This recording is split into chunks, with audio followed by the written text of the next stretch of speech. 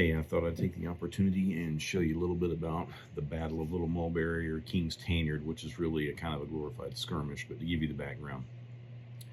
In 1864, General Stoneman tried to raid and was going to take over Savannah and release the captives at Andersonville.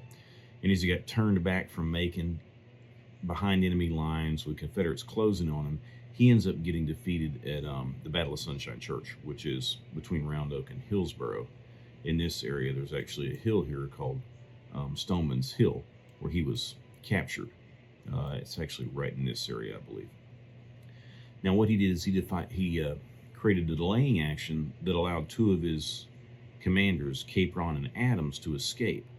And they fled and took off over in this direction and then made a turn toward Athens.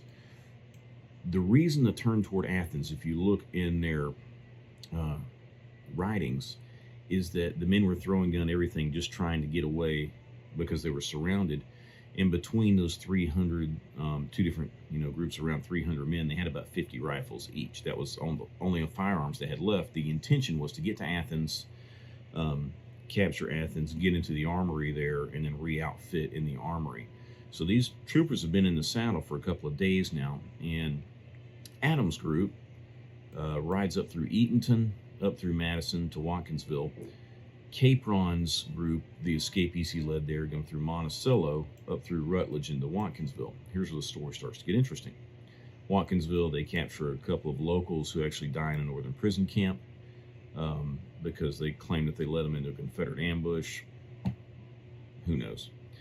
But Adams goes from Watkinsville and he tries to cross at the middle bridge of the Oconee River right in this area with the intention of getting into Athens. He gets turned away. The agreement was that Capron was supposed to come to his support or either follow on his flank as they escaped and made it back across. Now, as Adams and his commander turned away from Athens, they essentially ride up through Jefferson, make their way to the old Shallow Ford, cross over the Chattahoochee, and then come back down into Marietta. And that's how they rejoin the Union forces. Now, Capron is not in the same shape because his command takes the wrong road out of Watkinsville. They take what's known as the Hog Mountain Road. And so they follow the Hog Mountain Road out and get over to what's now Winder, at the time identified as Jug Tavern. And they're riding essentially out Highway 211, which roughly follows the original path.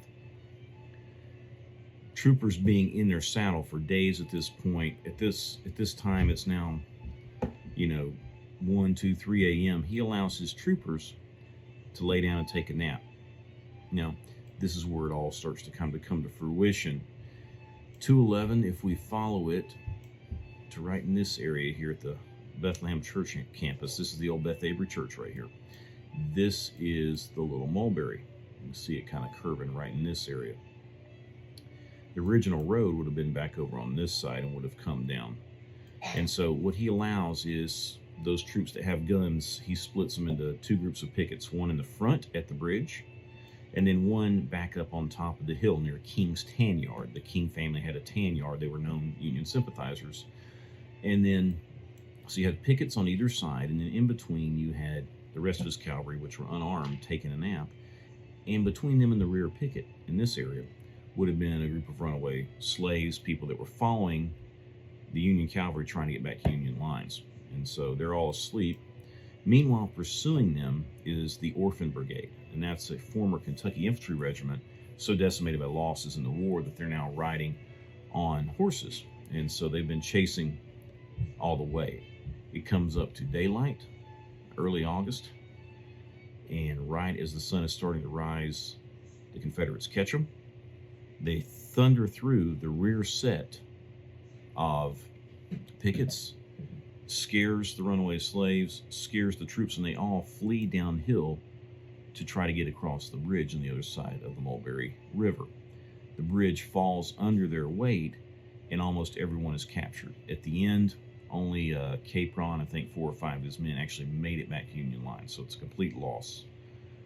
Most of his troops end up being prisoners at Andersonville. Now, some of the northern press at the time said most of these troops were murdered or shot, where they were found or hanged, and the record doesn't prove that. I went and did a pretty deep dive a couple years ago looking at the different units that served in this command and tracing down what number those people were. And what's been most helpful in that was some of these service applications or the pension applications of widows of people in those units. And you can pretty much trace down that there were only a few killed here, and then the bulk of them either were at Andersonville or imprisoned otherwise for the duration of the war.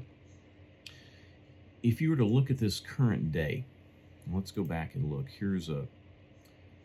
Let's bring this map up. So here's an 1891 map of the area.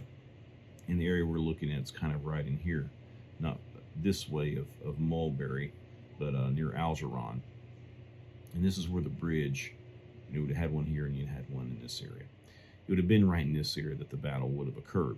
Now, you can't use the current day landmarks to find it because in 1910, 1911, somewhere right in there, they brought in a steam shovel and straightened the river. And the idea was to make it easier on flooding and things like that, make the ground more tillable and possibly even be able to use the river for commerce. So the river doesn't follow its original path in this area.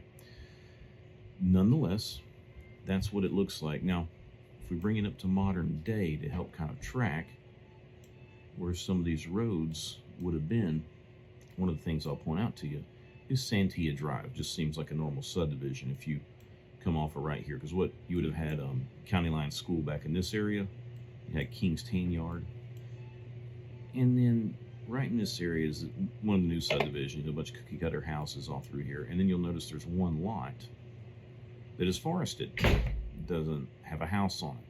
Well, if we go closer, let's go back to Google Maps and try to take a look at Santia there so that we can get a feel for it. Here's Santia Way, and there's a turn. Here's that wooded lot.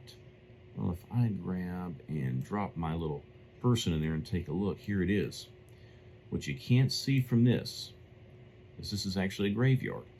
This is the old Beth Avery Church graveyard, and the original road would have come past this area.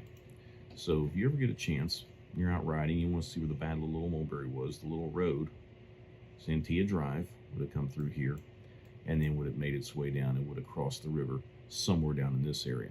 So there's a little bit of a Battle of Little Mulberry, the Battle of King's Tanyard, however you want to say it, and a little information for you. Hope you enjoyed it, and holler if you got any other questions.